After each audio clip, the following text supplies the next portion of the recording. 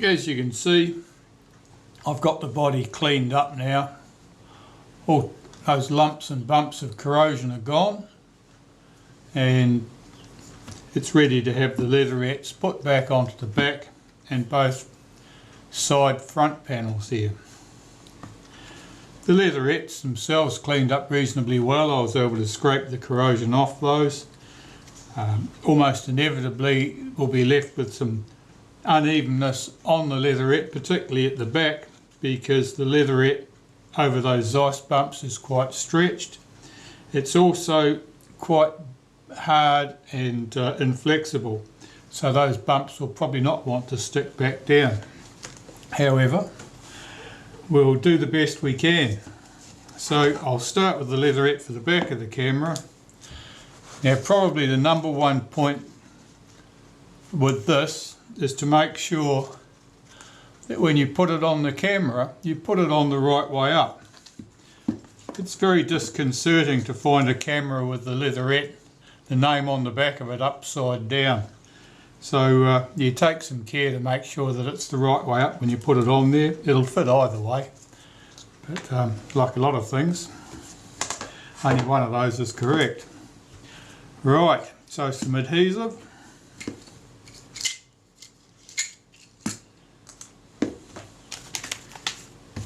And I use this ADOS F2, which is a contact adhesive. That's what it's designed to be used as.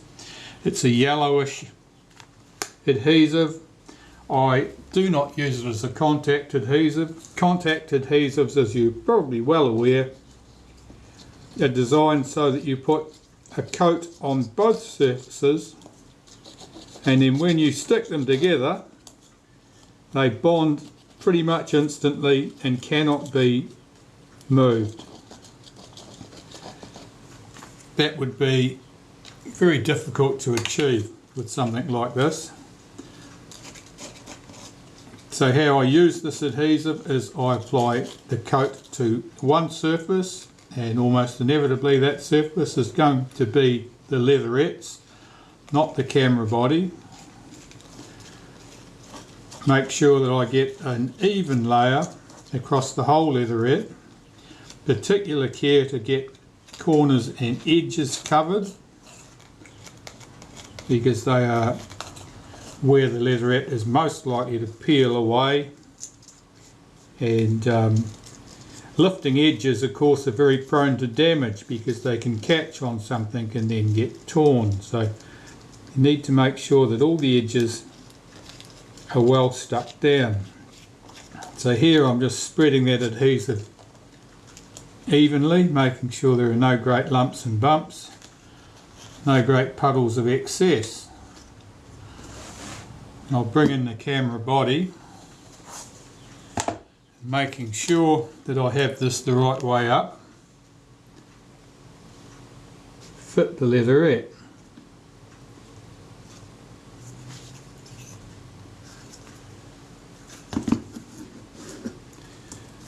Now the back is moulded, so this fits down into a groove for all practical purposes on the back, and it should butt up against the hinge at one end and the aluminium trim at the end of the door at the other.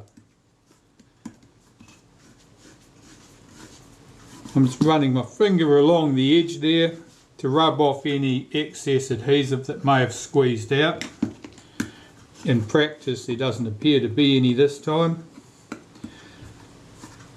And I'm just using the back of the scalpel handle here to press down on the bumps in the leatherette in a probably futile attempt to get them to lay down flat.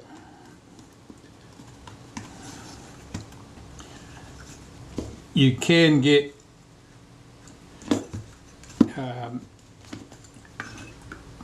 better success at getting bumps to stick down if you apply some to the surface of the body in those spots, some of the adhesive to the body in those spots where the bumps are going to be, and then it's much more likely that the leatherette will bond down firmly to those spots. I can see quite a few bumps in this leatherette. It's looking better than it did when we started, that's for sure. It's by no means perfect. Now the mark on the back of the leatherette at this point here, I haven't really made any attempt to clean that. It's almost like a scuff mark. It's almost like the rivet in the back of the leather case has rubbed against that and melted itself into the plastic finish. I'm not sure how you could achieve that. Well, friction would certainly do it if it was vibrating violently for some length of time. Perhaps if the camera was left in the glove box of a car on a rough road, that might achieve it, who would know. But otherwise I'm not sure what's going on there. There's certainly some red coloration here, like the fibres from the felt lining inside the case.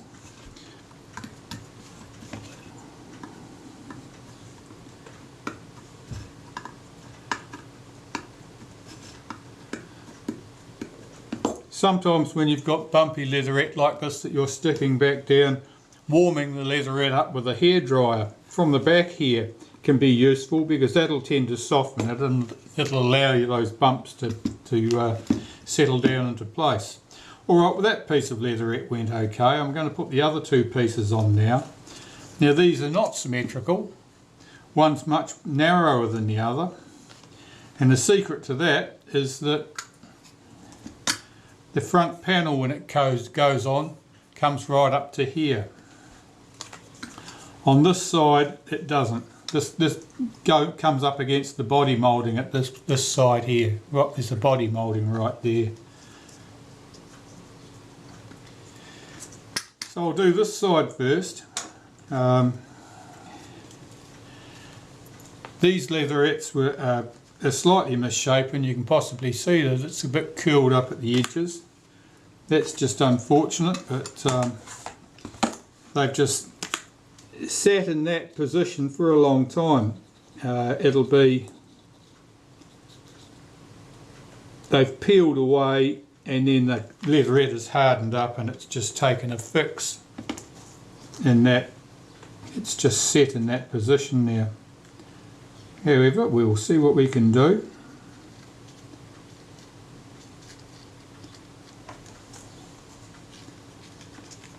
So you saw there that I just squeezed some adhesive directly onto the leatherette and then spread it out. That works fine if you've had some experience at doing this and you're fairly good at judging how much adhesive you need. The alternative is you squeeze your adhesive out onto a piece of paper and then you transfer it to the leatherette with a toothpick. After that often works.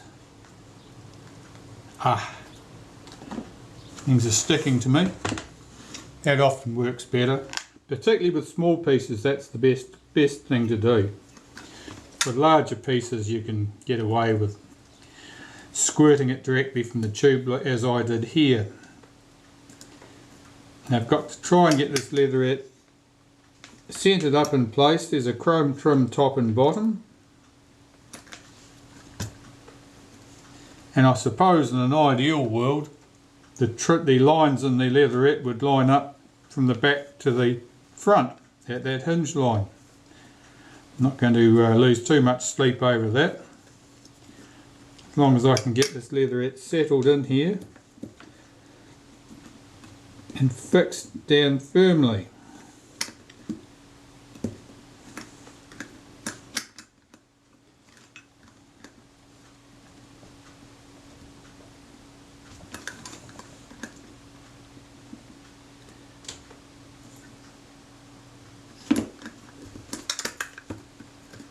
I thought that leatherette was being held up on something, that it wasn't down in the recess properly there, but that's not the case.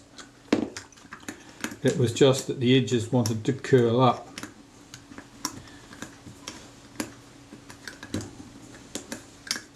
Well, that looks pretty good. I'm quite happy with that.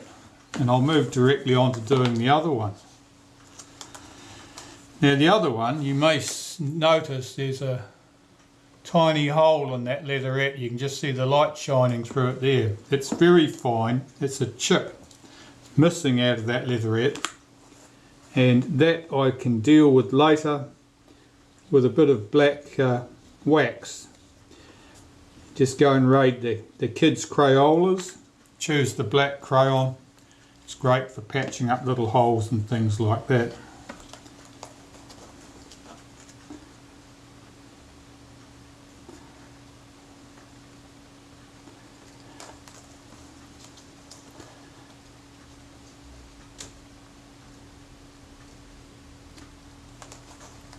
Just need a little bit more at this end.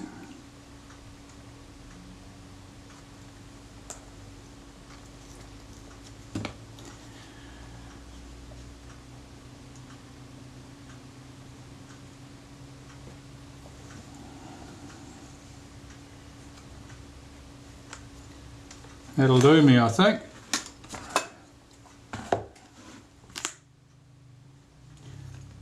Now here, this butts up to our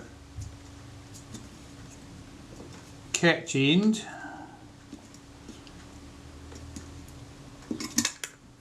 And of course it doesn't come all the way up to the body moulding.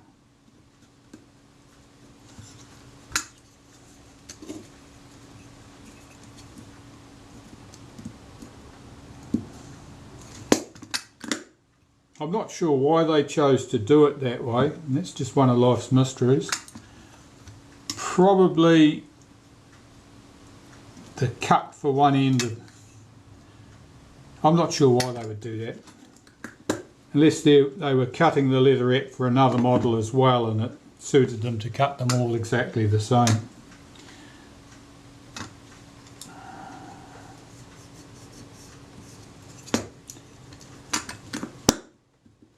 That's looking quite good.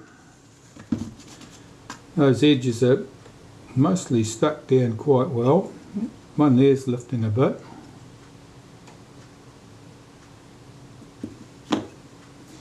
The leatherettes, when they were originally fitted, of course, would have been nice and flexible, nice and pliable. They would have just gone exactly where you told them to go. These ones are not pliable and they've got a mind of their own.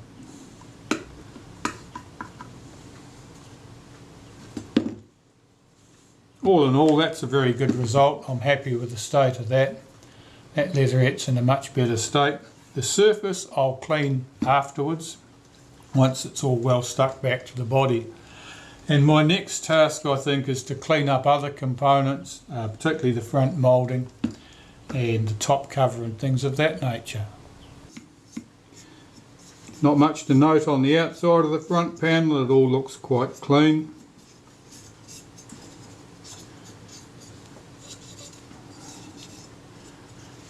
This chrome trim plate here is held onto the casting with two screws underneath the name plates here and here.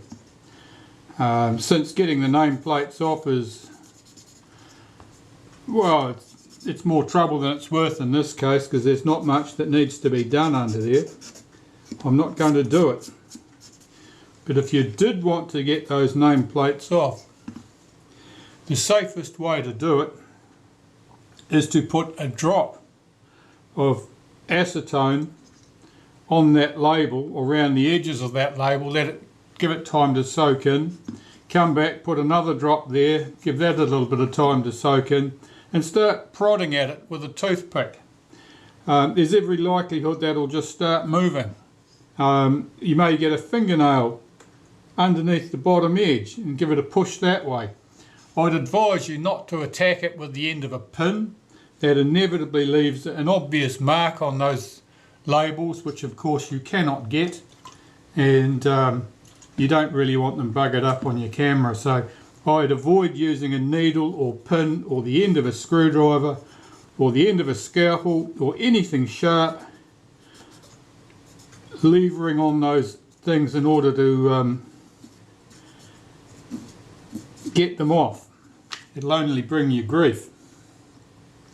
This is very greasy in here. This is where the cam that cocks the shutter swings, and they must have been quite generous with the grease, which of course has all gone thick and gooey now anyway.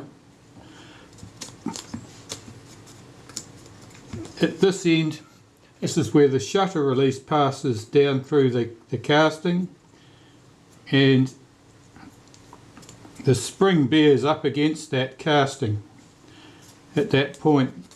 Now in this particular case, somebody had speared the shutter release shaft. I don't know whether you saw any of that. I think I was off camera. Let me back up a bit.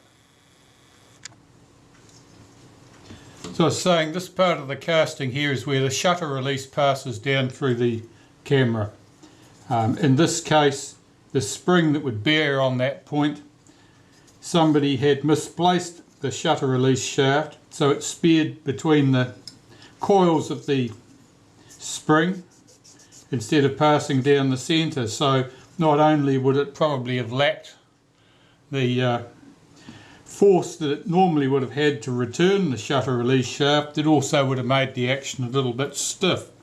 So that was something unfortunate, and that has very likely been a long-standing issue, because there's no danger that this camera has been serviced in the last couple of decades. There were no repair stickers on the inside, were there? No. So very likely it hasn't been repaired in a very long time, and what repair it did last receive was probably quite minor. Well, it may have been the shutter. Certainly someone had had the shutter out of this at some stage, because they'd been fairly free with the black paint. Here I have the top cover. It's a little bit worse for wear. You can see that the chrome's gone at this point and here. Looking at the wear pattern there, I think most likely that's scuffed off in the case. One of the complaints with this camera was that the viewfinder was skewer, that you look through the finder and the frame lines are well out. So if you were silly enough to use those frame lines as a guide to squaring up your picture, you would end up with some very off-square pictures. And what's happened is that the pellicle, or the little frame that gives us our frame lines, is just basically moved out of position. So I've got to get all that back together again correctly.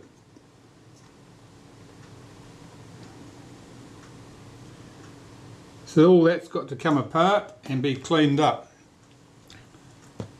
The top housing itself, we'll need to remove the shoe from the top.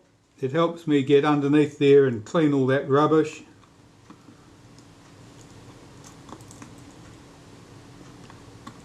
I'll look at the state of that accessory shoe, make sure it's not distorted out of shape. Quite commonly the shoes are distorted out of shape, and typically it's because someone has tried to force a big thick accessory into that tiny little slot and it didn't want to go. So in here,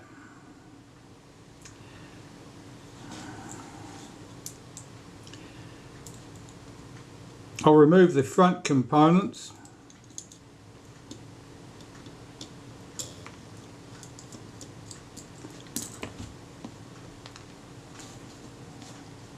Lay these out where I can find them again.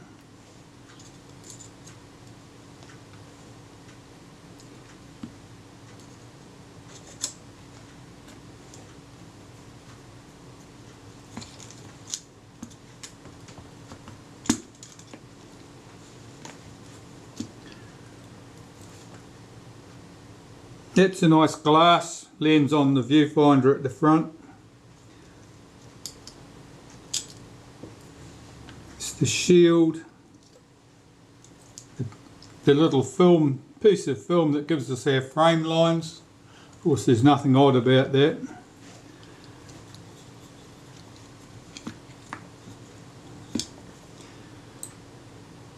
The little diffuser. I don't think that's glass, I think that's probably plastic. A piece of glass that went across the front. And there'll be a spacer in here which can come out. Then we have two mirrors. One here and one here. Now if one of those mirrors is shifted, that would also affect the frame lines that you see visible in the finder. And that's something that I will certainly investigate. Now there are two screws in here that hold the viewfinder assembly to the top cover, and be very careful getting to those screws so you don't touch the surface silvered mirror in this case, or the semi-silvered mirror in this case, and damage them. There's a little clip in the back here. It's usually sealed with a bit of lacquer. I'll see if I can lift that out. That holds this rear eyepiece lens in place.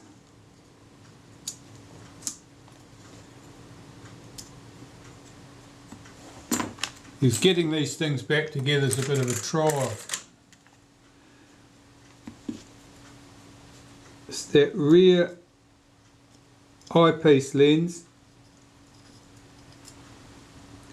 is in fact glass. On later Retinettes that was plastic, and it is exceptionally easy to scratch. This viewfinder assembly should lift out of here now. Well, there's a spring on there, a return spring for our frame counter, which I hadn't uncoupled, but that's fine.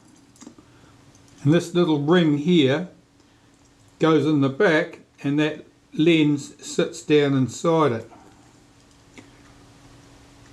So that looks good. Now I can see my problem with my finder, and that the image being off square. This semi-silvered mirror is supposed to be sitting down in a groove in the bottom of the housing here, and it's not. It's popped out of position. So that means that this mirror is well off square, and as a result the projected frame line is well off square. So I'll see if that'll lift back into position.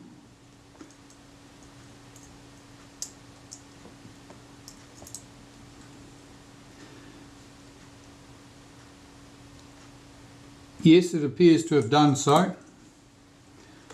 That's good. Now these two mirrors. The front silvered surface mirror here is very grimy, and the semi-silvered mirror here is likewise not too flash. They're a bit dirty looking. The front surface mirror you can't touch with anything. You just make a mess of that as soon as you start trying to clean it. That I'll clean in the ultrasonic cleaner. Looking at it,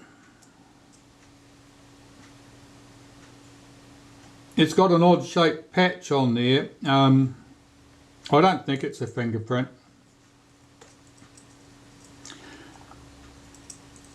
This semi-silvered mirror at this end, the front surface, the surface facing the front of the camera is plain glass. You can clean that with a cotton bud and glass cleaner. The rear surface is got some silvering on it. That is extremely fine. You touch that with a cotton bud, you'll just clean it off the glass. So don't touch the rear surface. We have a condenser lens through here in the middle, which is glass. That'll clean in the ultrasonic cleaner as well.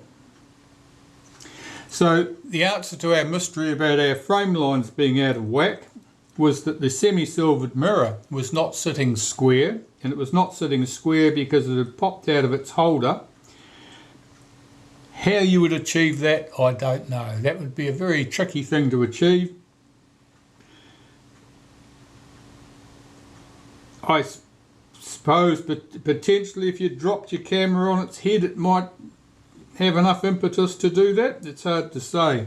There's a lot of dirt and stuff inside this top cover. That's more of that dust and filth. All of these parts to be cleaned anyway, and this part in particular in the ultrasonic cleaner. And that's what I'll deal with that. First I'll clean up this part, and this is easy of course because all I need to do is use a little bit of naphtha on a cotton bud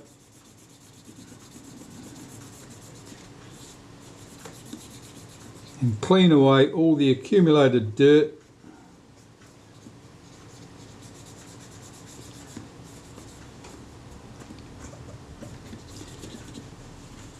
This chrome is not in particularly good condition, especially on the top.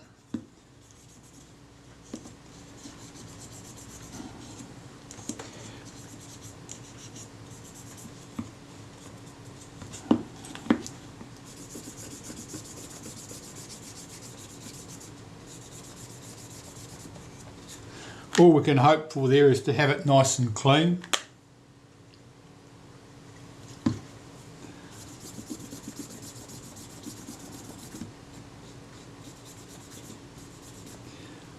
I think it's interesting that pattern of scratches around the screw holes on the top cover there. It tells me whoever was attempting to service this was perhaps they were working in a strong wind and they couldn't keep their hands steady.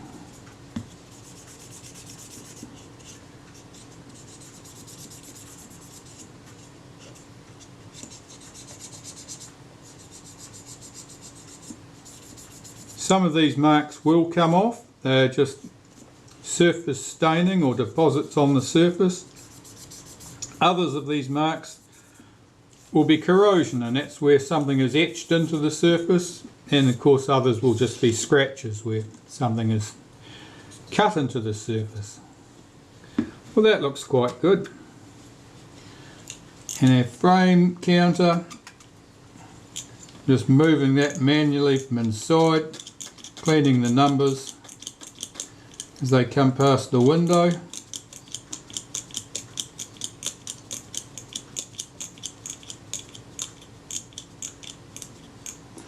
Of course, that also gives me an opportunity to determine how smoothly that action's moving.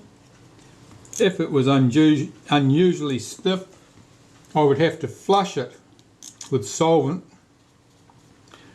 and wash away any accumulated grease or grit, because normally at that stage, if that frame counter is unusually stiff, normally it means that there's dust or grit has got in there, and you have to wash it all out because this cannot be taken apart. It's a riveted construction. And then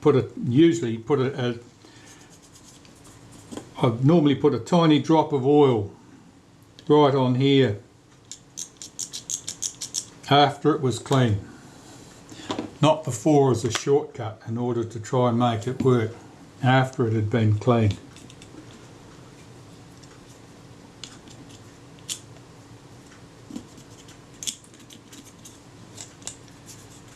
So here I'm basically making sure I clear away all the dust and detritus that's accumulated in here.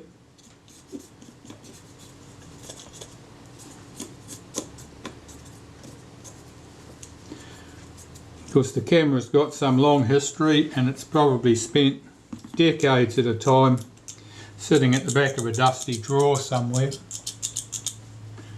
waiting for the next generation to come along and claim it.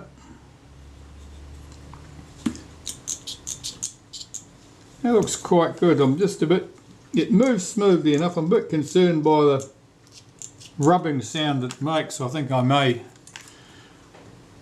run a bit of solvent down there and see if I can flush out nuisances. And what I'm doing basically is just running a little bit of naphtha down in there with the top cover stood on end so that anything just runs down to the bottom, and that should flush away any grit, or hopefully flush away any grit that may have settled in there. Just chip that out.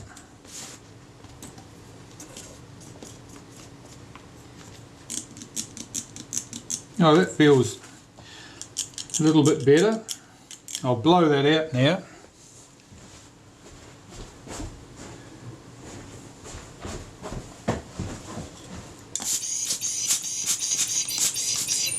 Yeah, you can see there's a lot more fluid came out of there, and I can see that that's a mixture of oil and naphtha. So it wasn't flushed as well as I thought.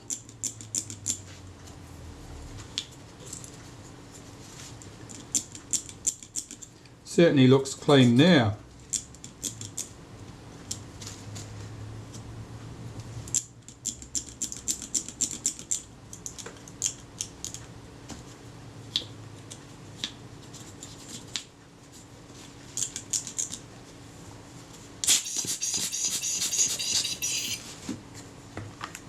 That's good.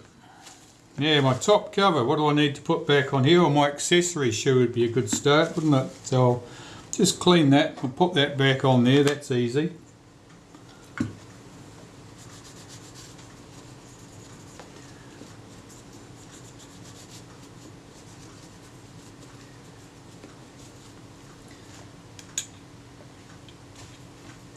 And the 3 screws that hold that.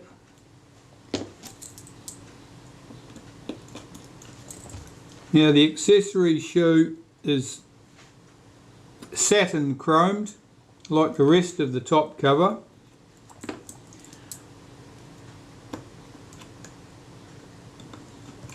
Almost inevitably they'll have a mark down here, and that's where someone has fitted an electronic flash with a hot shoe contact in the middle.